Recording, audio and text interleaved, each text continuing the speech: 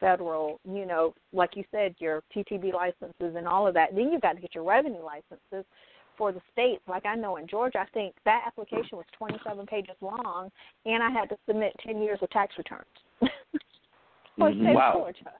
Yeah. So, So, the whole distilled spirits, we hold licenses in 14 states. Every state is different. Every state puts as the founder of the company, they do a review of tax returns back for 10 years to make sure that I don't owe taxes or, any of the other stuff, in addition to the criminal background checks and all of that, And so it is quite amazing. For some states, they even do your credit check. They run your credit reports and, all the other stuff. And so you would think I was buying a house or a mansion in some of these states. And so, there are lots of things that when you talk about the distilled spirits industry that, I can absolutely understand, how as a minority it's been very, very difficult for us to build a sizable portfolio in the industry. Yeah.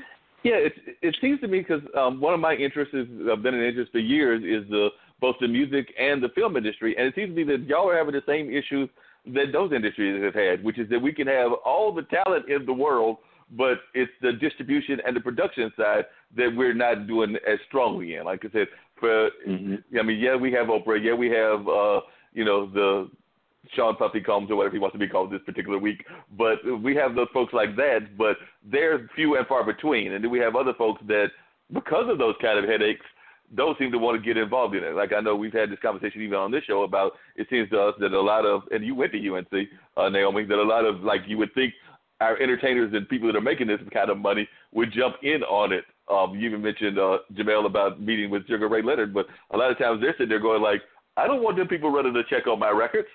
My records aren't that pretty. Right. Yeah. Yeah, and I agree with both of you. I think that's one of the additional reasons that we created Harlem Beer Distributing is, looking at the model in New York, and I've just kind of watched this process. You have a great product, an award-winning product, 2 years in a row, best beer at the Bacon Beer Festival and the People's Choice out of 15, 20 breweries. And you say, well, why can't we get distribution? And we tried in North Carolina, and I know we don't have the time to talk about all the challenges, but when I said it took almost a year, a lot of it had to do with some of those challenges, just going through the process, but we couldn't really get the buy-in and support from distribution companies here in North Carolina. So the goal was then, okay, if you are working and manufacturing, you're producing the product, in order to be effective, we have to look at a distribution model that's, of course, separate from the brewery, but that will truly support you and market your product, because, unfortunately, we just didn't really see the love for, the support, anyway, in this area. So creating this distribution model, what I like to think is that, when you have an exploding craft beer industry and you open up opportunities for people that look like me, you open up a whole new financial opportunity that people just didn't really have access to. For example, right now we're partnering with North Carolina A&T University, their market and supply chain department, to help us build out a distribution network beyond North Carolina. And the students are working on projects in that organization to give us an idea of, if we expand, how we build it out. And, of course, the goal is not consumption with children. We're not about that. That's not what it's about. It's about learning the supply chain and real-world scenarios that they can take skills and transfer to any other market, but it does give them some exposure to an exploding market that really hasn't been tapped by African Americans, at least in my experience.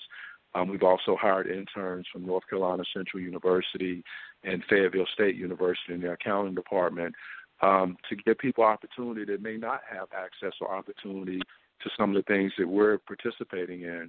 And it has been a huge challenge, just being who I am and seeing the things that I've witnessed just working in the industry for about 5 or 6 months now.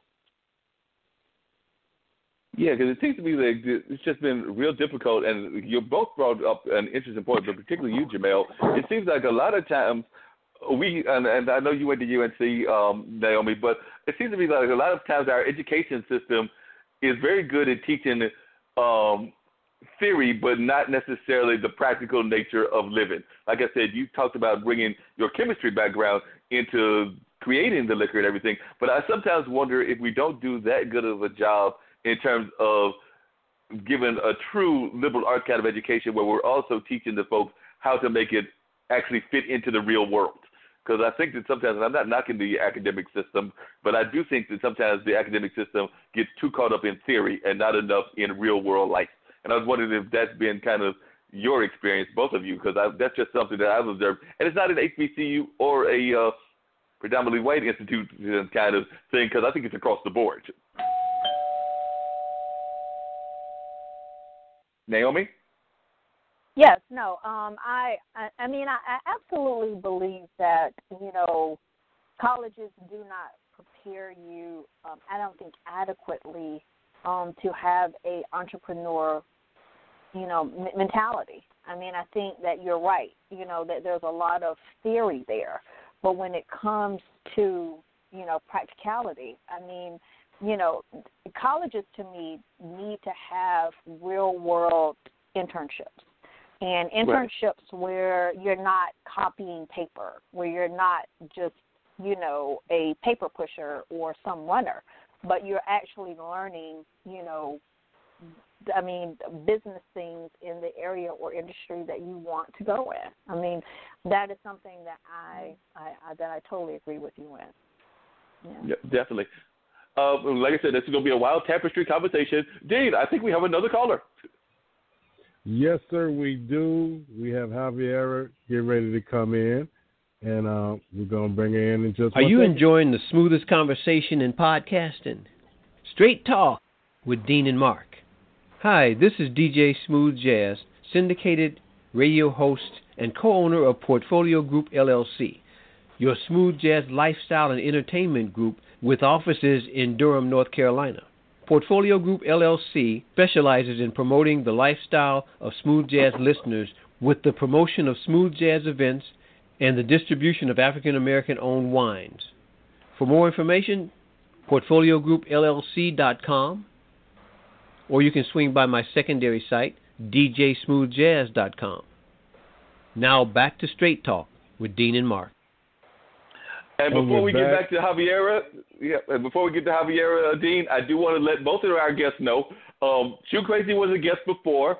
I offered them a chance to advertise on a regular basis. You'll be glad to know, both of you, that for right now, this, I don't know how long I'm going to keep this going, but for right now, all you got to do is come up with an ad. This free advertising for right now on our podcast. Eventually, we may wind up needing to make some money, but for right now, both Harlem Brewing and Southern Wicked, if you either have an existing ad or you want to create one, you too can join our company of folks that are getting our word out on our little podcast.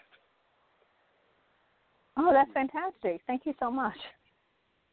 No problem at all. So both of you you can either email it to me, email it to Dean, or whoever, and we'll be sure to get them all in upcoming runs of this show. We're getting ready to switch the topic a little bit, but don't go anywhere because, like I said, we've been talking about government and everything, and that's what we're getting ready to bring in is local government. So, Javiera, are you on with me? Yes, I am. Can you hear me? I can hear you, Javiera. How are you doing? I'm all right. How are you all doing this evening? Good. Doing good. We've been talking to Naomie Lucas, who is a UNC graduate, and I believe you're in Raleigh right now. Is that correct, Naomie? I'm what, dear? What was that? Do you live in Raleigh now? Yes, I do live in Raleigh. Right, lives in Raleigh, but is a UNC graduate. And we've got Jamel, who is with Harlem Brewing and makes Durham home and everything. But I invited you on because one of the things that's been going on nationally, and I think definitely here in Durham, is we have a very activist community of politicians. And one of the things that we've not had in the world, and particularly in Durham, surprisingly, is any sort of Latin American representation. You have changed that. So I was just wanting to know what got you into the whole political system and what got you into the whole activism system? Because I've always known you to be somewhat of an activist as well, not just somebody that jumped onto the city council, but you were an activist even before you jumped onto the city council. Yeah, so actually, that's how I met you years ago during Occupy stuff in Durham. So I was a political science major in college. So the activism goes back to that point in my life. I was also raised in a very political house. One of the reasons that I left the country I was born in, which is Chile, South America, was because of the political situation there. So I think it kind of embedded itself in me and my interests. And what decided to get you to run for the city council? Like I said, I know there was a poll push recently to try to get somebody of Latin American background in there, and you were the person that they chose and everything. But what was the driving force to get you to run? I think there was like maybe 2 or 3 other people that had considered it, but they went with you. But what was it why do you think that they felt that there was not enough representation, and do you agree with that? And so what are some of the issues that you find that Durham is dealing with now? So I think that originally, and I will say this, I'm running right now my first campaign. So I was appointed to the mayor, the current mayor. He was a sitting city council member, and so he had the rest of his term. And so I was appointed in January of 2018. And the appointment process is quite similar to a job application process. You submit an application, you have an interview. It wasn't an election. And there was a real push at the time. Currently, right now, in North Carolina, as far as I can tell, there are 3 folks who are Latino or of Hispanic descent in elected positions in the entire state. Myself, a county commissioner in Mecklenburg County, and a school board member, I think, in Newton. And that's it. So it's not just Durham. There is not a lot of Latino representation across the state, and I think it's very much needed, especially in communities like Durham, Raleigh, Charlotte, where there are, there's a large Latino population. Also, hopefully we'll see folks from other descents. I know we have some representation at the General Assembly level that are not Latino, but are populations that are more recently, have gotten here more recently. So for me, I was pretty involved in Durham public schools. There had been some discussion of trying to do school board.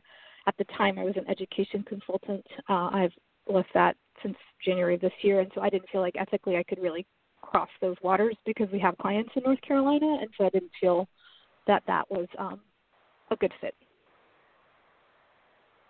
And I'm actually surprised that you just said that there's only 3 Latin folks that are serving in political office. And I'm saying that because a lot of times when people think of the Latin community, and we've got 2 other guests that are entrepreneurs, but there's a strong Latin entrepreneurial community, but it doesn't seem to have bled into the political aspect. And I was just wondering if you have any theories as to why that is, because when I think about the Latino community, it is very entrepreneurial.